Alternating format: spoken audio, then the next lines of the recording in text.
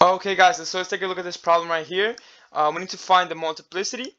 We're going to need to find the multiplicity. We're going to find the degree, so the total degree of the function.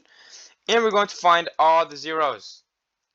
Okay, so let's look at this one. This is a odd, okay, oh well, no, it's not odd degree. We have to count the multiplicities first, okay? So we have an x to the third. That's a odd multiplicity.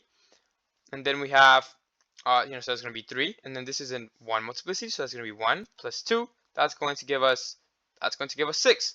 So the degree of the polynomial is going to be x to the 6th, okay? So that's the degree of the polynomial. Let me erase this waste of space here, okay? So let me write this up here. So the polynomial has a degree of 6.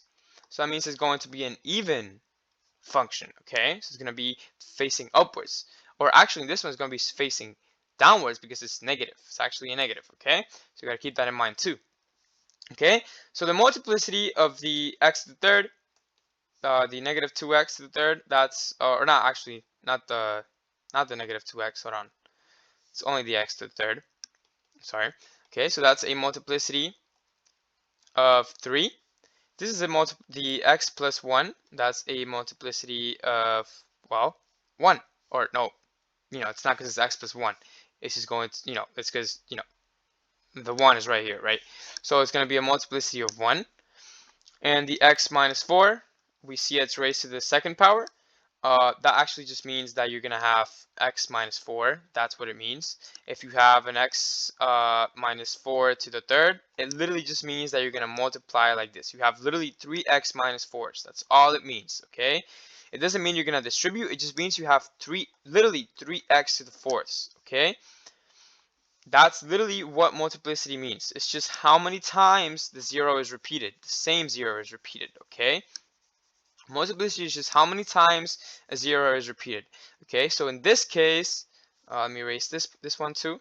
So in the x minus 4 case, it's repeated 2 times, so it's going to be multiplicity of 2. Okay, so you add up the multiplicities, you get a total multiplicity of 6.